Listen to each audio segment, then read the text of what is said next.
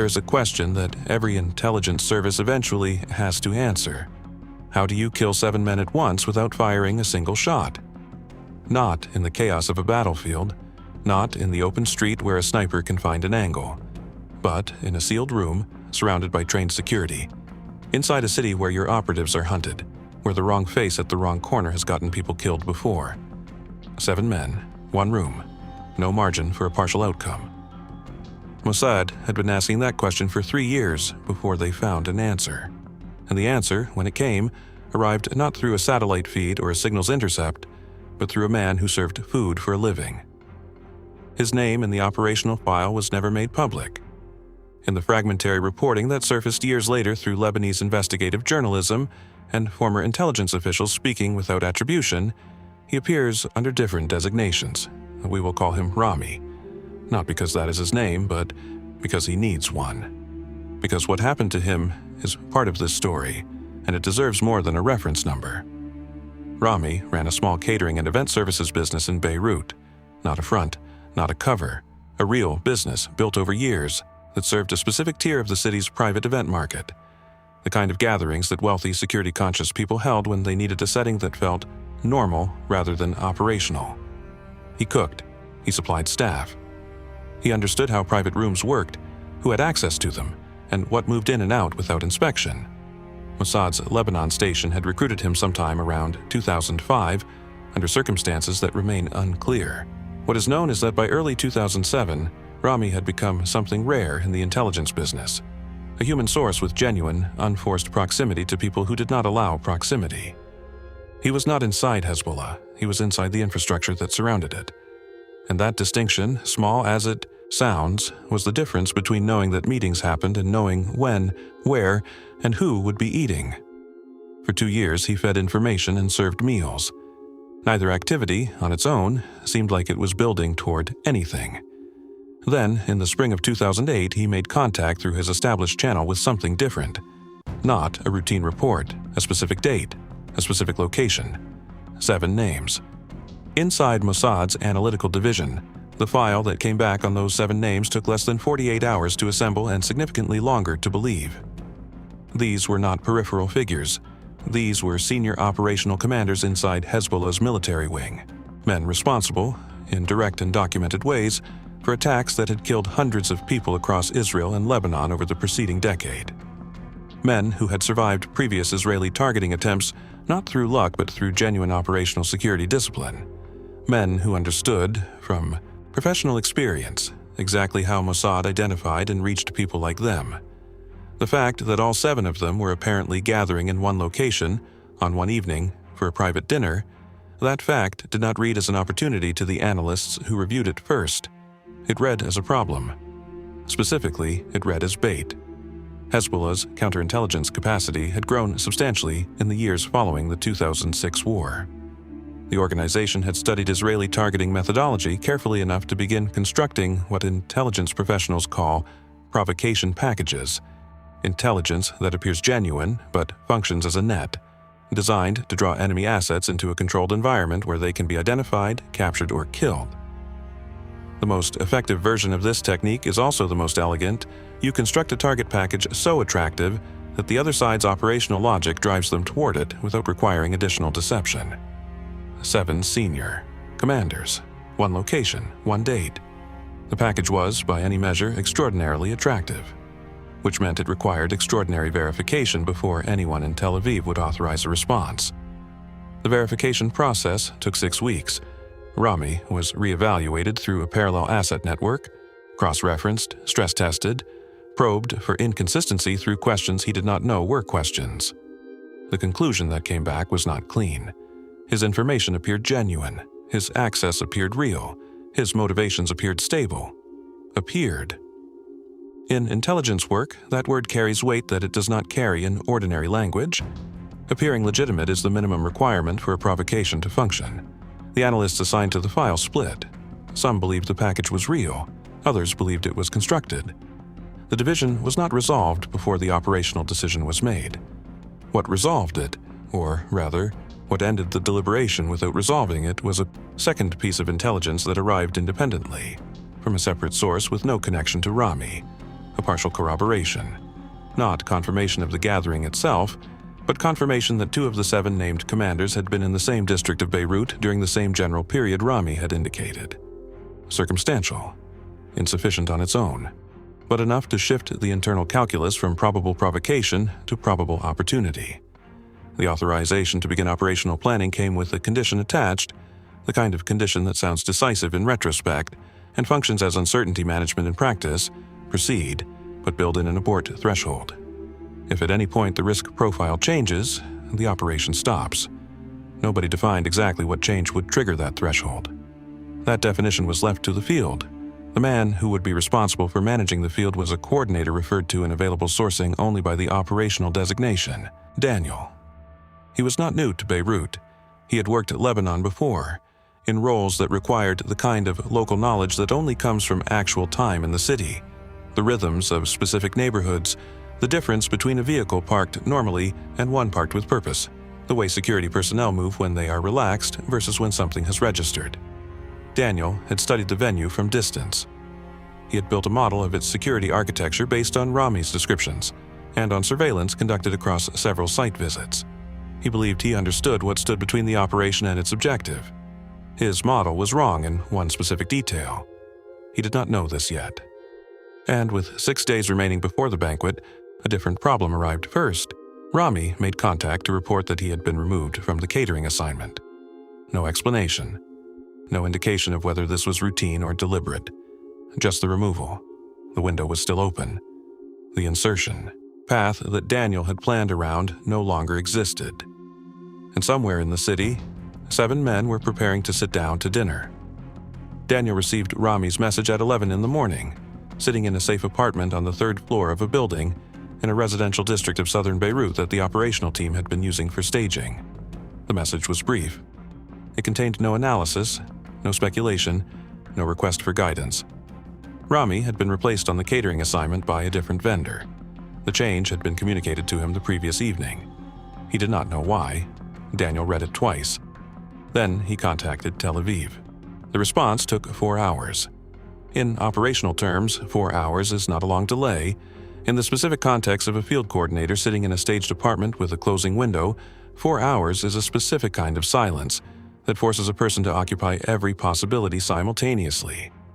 Either the change was administrative, a routine vendor, substitution that meant nothing, or it was deliberate, which meant someone within the event's security apparatus had made a decision about Rami specifically. And if that decision had been made about Rami, the question that followed it immediately was, how much did they know and how far back did that knowledge go? When Tel Aviv finally responded, the message did not resolve the question. It returned it. The question asked back to Daniel was precise. Could a new insertion path be constructed without Rami, within the remaining timeline, without expanding the operational footprint in a way that increased exposure? That question was not a yes or no. It was an authorization structure. It placed the determination with Daniel, which meant it placed the risk there too. Daniel spent the next 18 hours mapping what he had.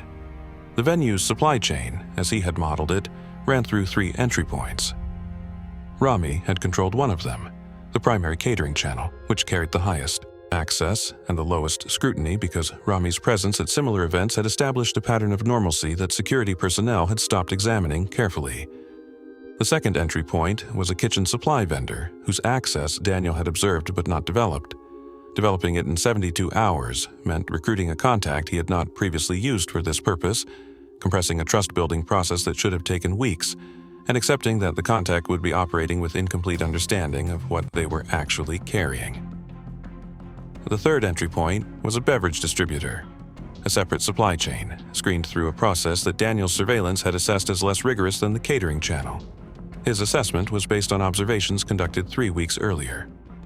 He chose the third option, not because it was clearly better, but because it was the one that required the least expansion of the operational footprint at a moment when expansion felt like the wrong direction.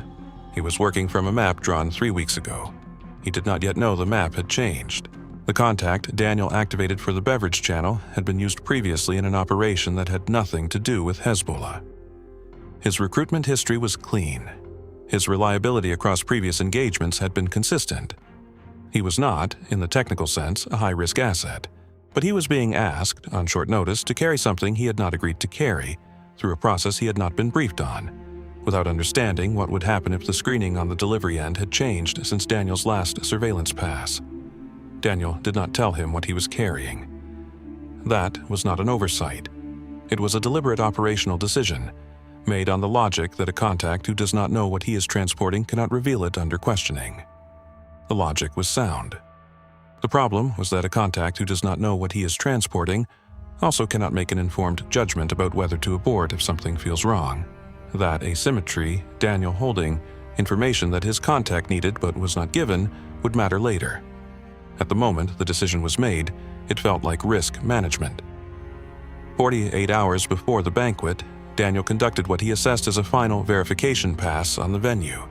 What he observed matched his model closely enough that he documented the surveillance as confirming. The security perimeter was consistent with what Rami had described. The entry points were positioned where he expected. The staffing pattern at the beverage delivery checkpoint appeared to match his earlier observations. He filed his assessment with Tel Aviv. The operation was confirmed as active. What Daniel's surveillance did not capture, because it occurred inside the venue's internal administrative process.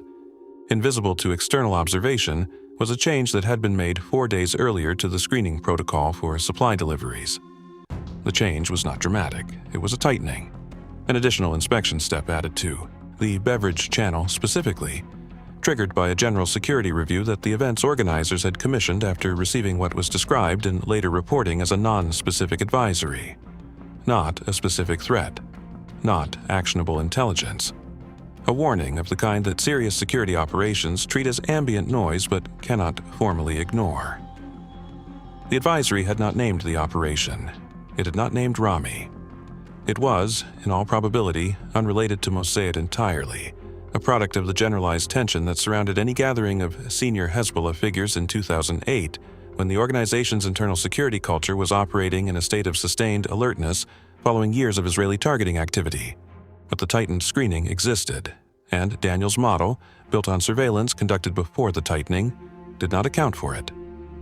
This is the point in the operation where the assumption made in Phase 1 that Daniel understood the venue's security architecture, it quietly stopped being true. Not through deception, not through a counter-operation, through the ordinary, unglamorous process by which situations change while the people managing them are looking at slightly older pictures of the same situation. The reframe is not dramatic. That is what makes it significant. There was no moment where Daniel received information that told him his model was wrong. The model simply continued to function as his operational foundation, while the reality it was built on had shifted beneath it. He was 48 hours from execution, working from a map of a territory that had been redrawn without his knowledge. Inside Tel Aviv, a parallel conversation was occurring that Daniel was partially aware of and not fully included in. The analytical division had continued to run evaluation on the original question, was the banquet package a provocation, alongside the operational planning. The two tracks had not been formally reconciled. The operational team was proceeding on the assumption that the authorization decision had settled the question. The analytical team had not stopped asking it. What surfaced in the final 48 hours was not a conclusion. It was a data point, a communications intercept, partial, imperfectly translated, attributed to a source within Hezbollah's counterintelligence directorate that contained a reference that the analysts flagged as potentially relevant. The reference was ambiguous. It could be read as indicating that Hezbollah's internal security was aware of some form of Israeli interest in the Beirut area during the relevant period. It could also be read as routine operational security language of the kind that Hezbollah's communications contained as a matter of standard practice. The flag was escalated. The escalation produced a discussion, but the discussion did not produce a halt order. What it produced was a query sent to Daniel asking him to assess whether the abort threshold had been reached. Daniel's response came back within 2 hours. In his assessment, the threshold had not been reached. The operation should continue. He made that assessment without knowing about the tightened screening at the beverage checkpoint. He made it without knowing what the intercept actually said in full. He made it with the information he had, which was not the same as the information that existed. 24 hours before the banquet, a vehicle was observed by Daniel's surveillance positioned outside the venue. A vehicle that his team ran through a registration trace, and connected within the hour to Hezbollah's internal security directorate. Not to the personal security detail assigned to the event, to the directorate itself, the unit responsible for internal counterintelligence operations. Daniel looked at that vehicle for a long time. He had 3 options in front of him: abort the operation entirely, pause and request guidance from Tel Aviv, or continue treating the vehicle's presence as either coincidental or as a security escalation that did not specifically indicate the operation had been identified. He had less than 90 minutes before the window for the beverage delivery would close permanently. And somewhere in the building behind that vehicle, a kitchen was already being prepared for a dinner that 7 men were planning to attend. Daniel made the call to continue at 13 minutes past 5 in the evening. He did not make it cleanly. He sat with the surveillance feed for 11 of those 13 minutes, watching the vehicle outside the venue, running the same logic loop in 2 directions simultaneously. A counterintelligence vehicle at the site of a gathering of senior Hezbollah commanders could mean the operation had been identified. It could also mean that the event's security classification had been elevated for reasons that had nothing to do with Mossad. A threat from a rival faction. A precautionary response to the same ambient advisory that had triggered the screening change he did not yet know about, or simply the kind of institutional overcoverage that serious security operations apply to gatherings of this significance as a matter of routine. He could not determine which interpretation was correct. He had 90 minutes before the delivery window closed. He chose to continue and document his reasoning, which in practice meant he chose to continue and accept that the documentation would either vindicate him or explain what had gone wrong. The beverage delivery was scheduled to arrive at the venue's secondary service entrance at 6:15. Daniel's contact, the man who did not know what he was carrying, had been briefed on the route, the timing, the physical presentation of the delivery, and nothing else. He had been told this was a sensitive commercial matter. He had accepted that framing without visible skepticism, which Daniel had registered as a green indicator at the time, and which he now, watching the counterintelligence vehicle from his surveillance position, was reassessing without being able to act on the reassessment. At 5:47, his contact's vehicle appeared on the approach route. On time, moving at the right speed, nothing externally wrong. Daniel watched it reach the service entrance, and then it stopped outside rather than pulling through. The stop lasted 4 minutes. From Daniel's position, he could not see what was happening at the checkpoint. He could see the vehicle. He could see that it was not moving. 4 minutes at a service entrance during a delivery window is not, by itself, an emergency. Deliveries encounter delays. Paperwork gets rechecked. Personnel ask questions they did not ask the last time. 4 minutes became 6. Daniel's hand was on his communication device. At 7 minutes, the vehicle pulled through. He did not exhale. He registered the movement and continued watching, because the delivery completing the entry was not the same as the delivery completing successfully.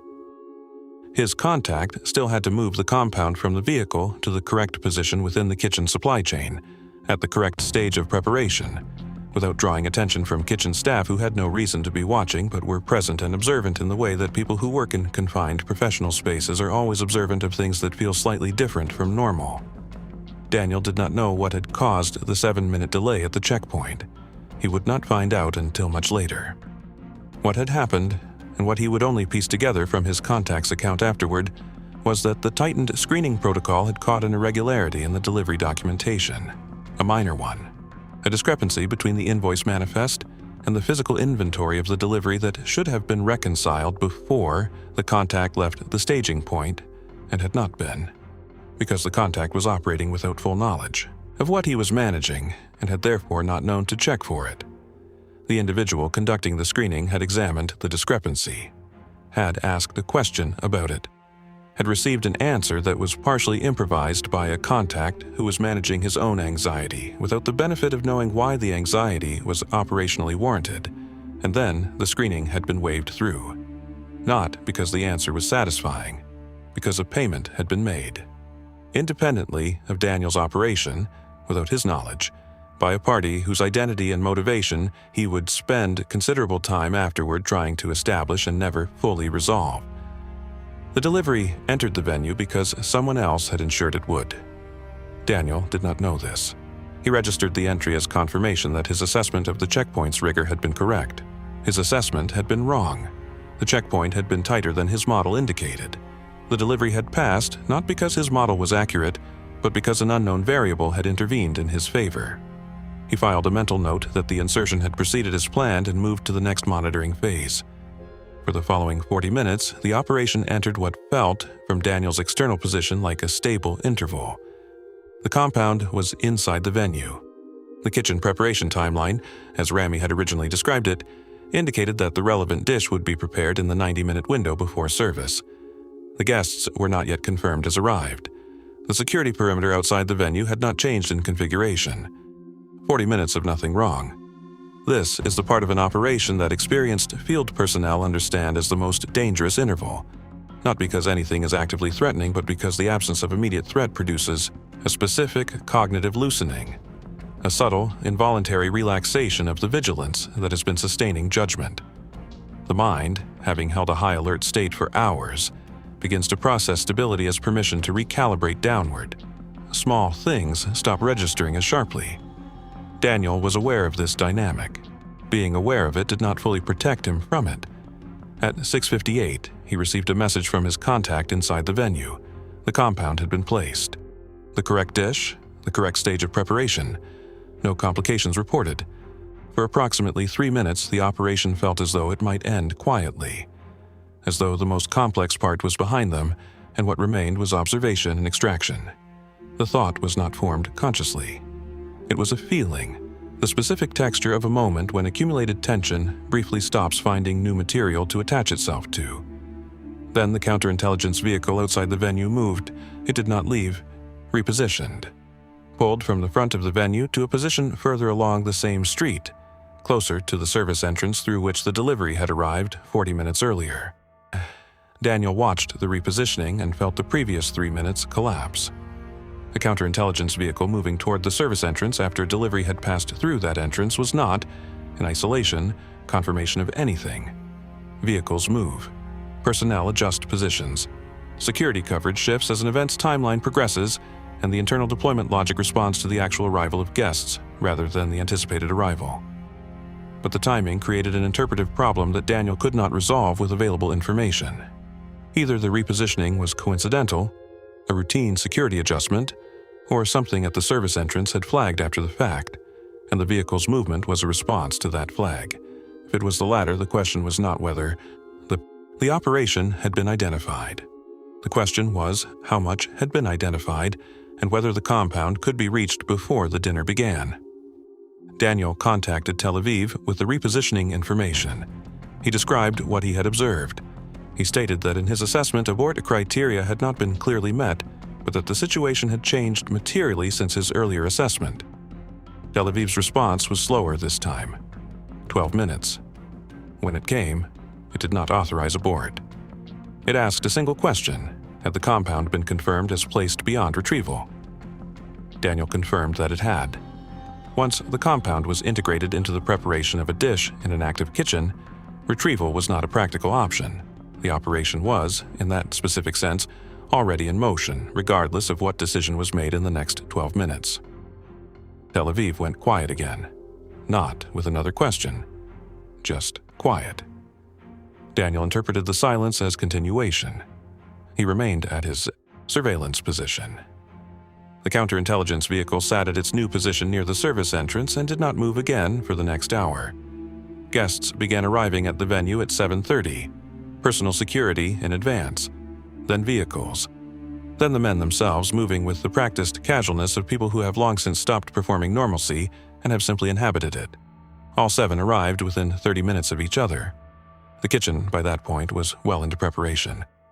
The dish that carried the compound was progressing through its final stages in the ordinary rhythm of a professional kitchen, managing a multi-course private dinner. Daniel watched the last vehicle pull inside the venue's perimeter and noted the time.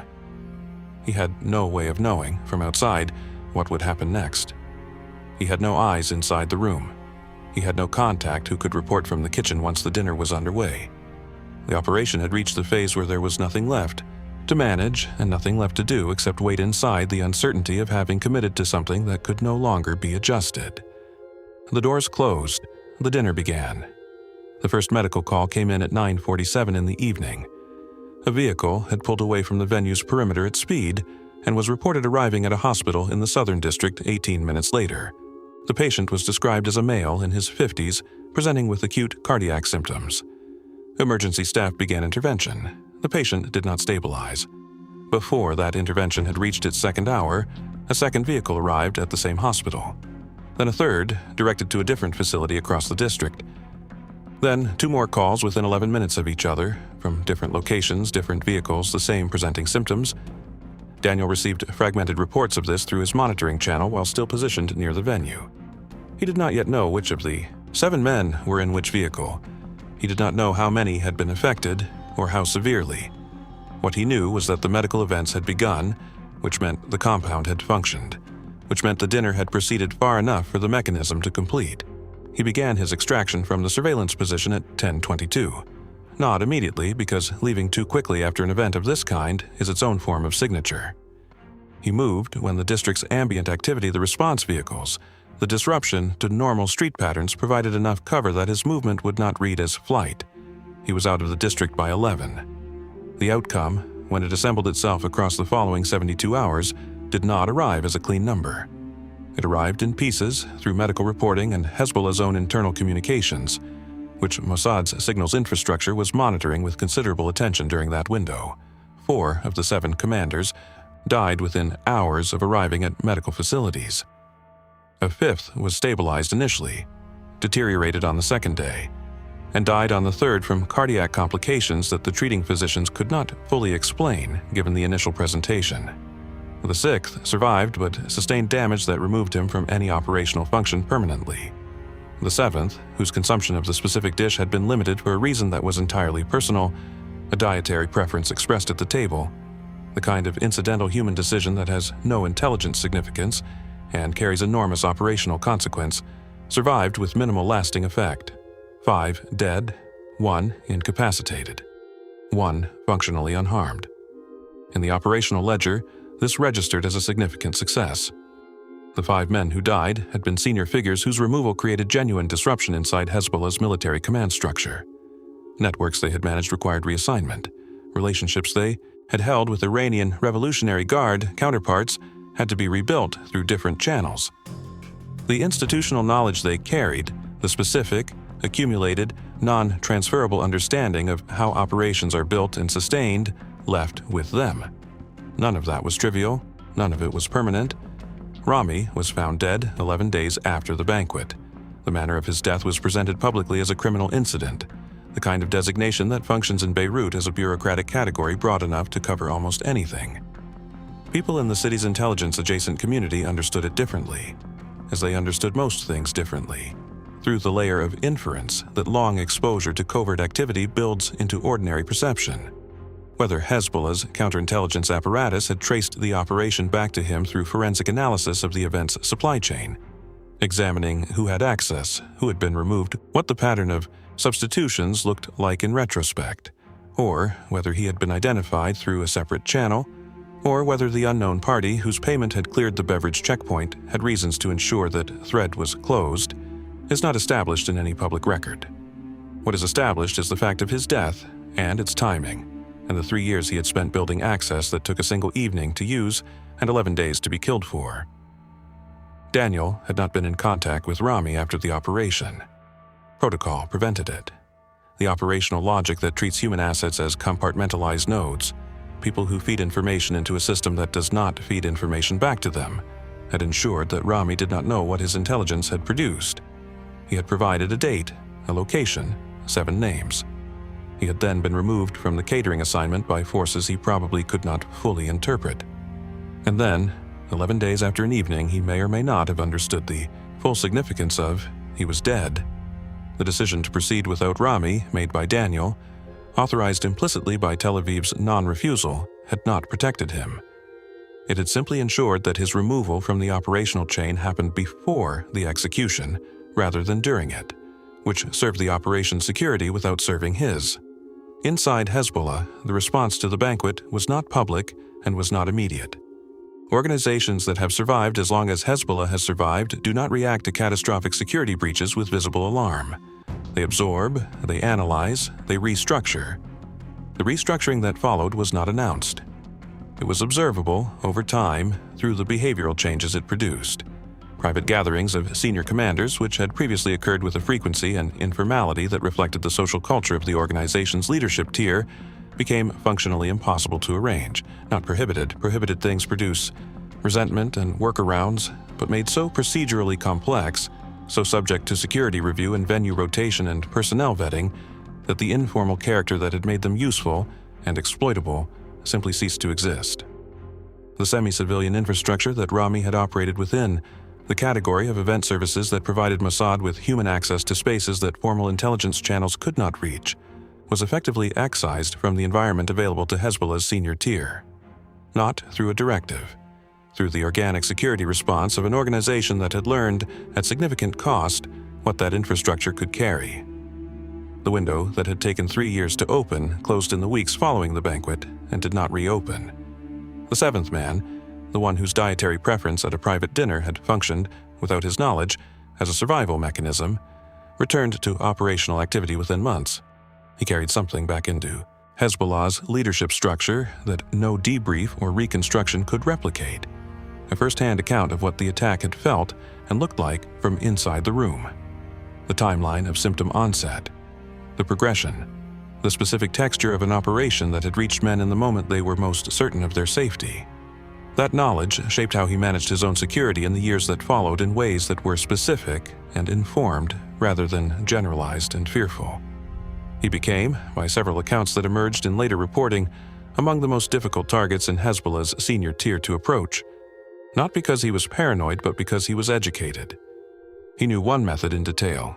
He assumed there were others he did not yet know.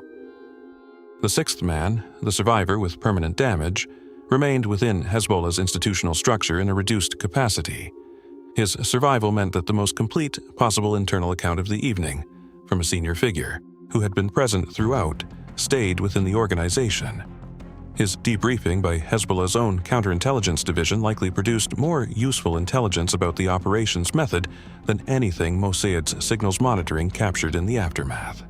5 men had been killed.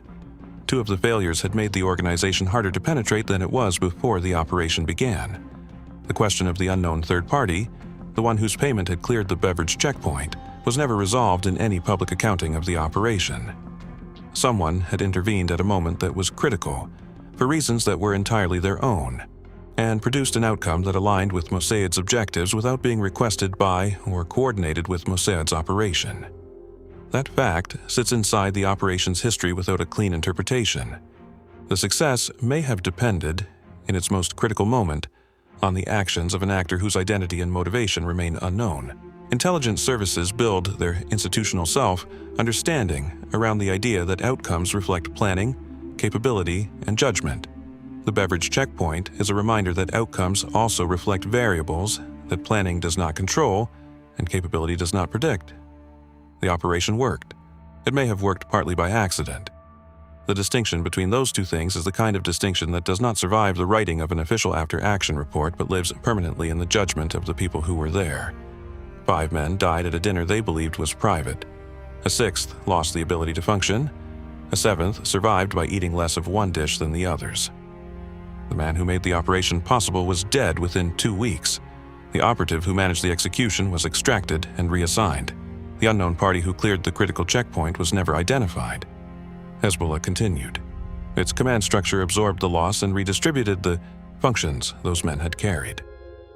The organization that emerged from the restructuring was more closed, more procedurally rigid, and harder to reach through the human channels that had made this operation possible. The banquet solved a problem and produced the conditions for a harder version of the same problem. That is not a failure of the operation.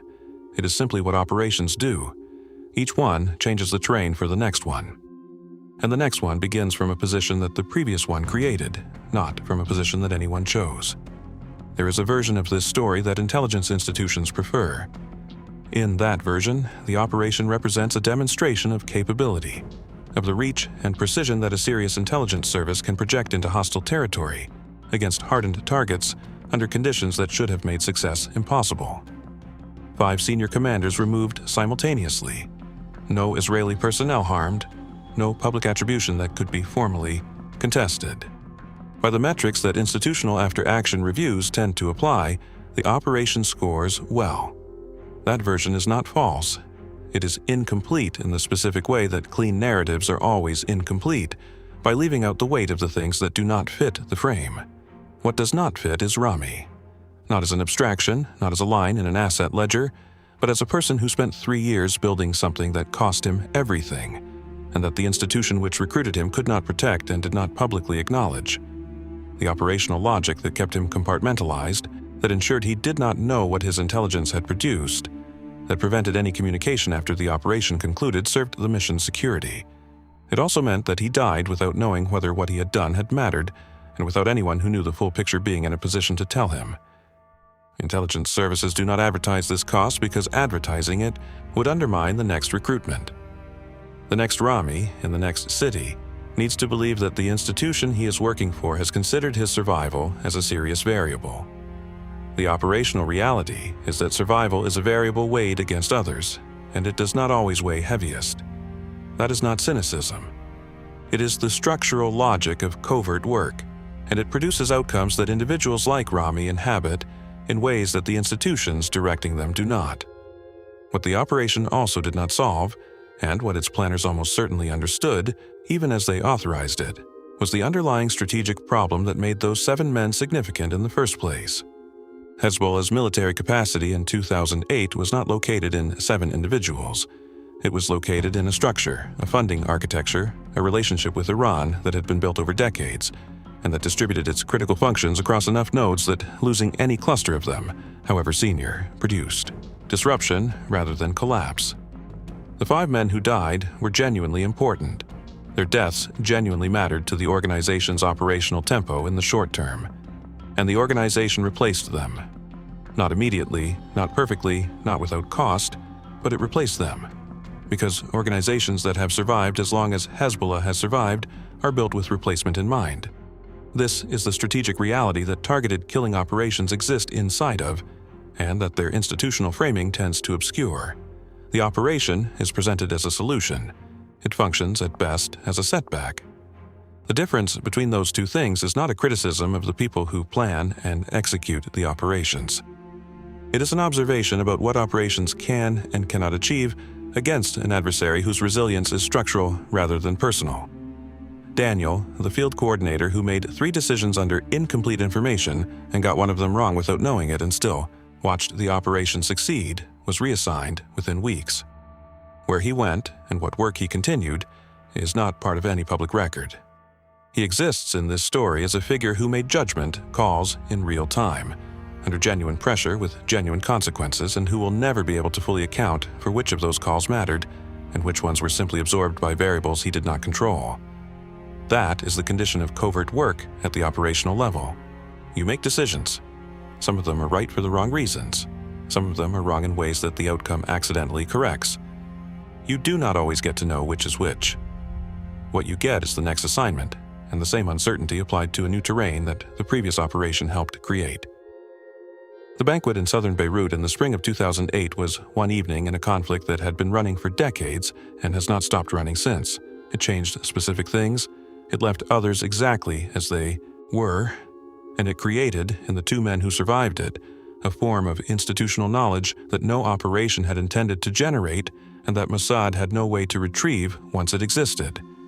That is the work. It does not end, it compounds. If this kind of history is what you come here for, the operations that worked and the costs they carried, subscribe to Hidden Ops. New episode every week. No speculation. No simplification. Just the parts that don't make it into the official record.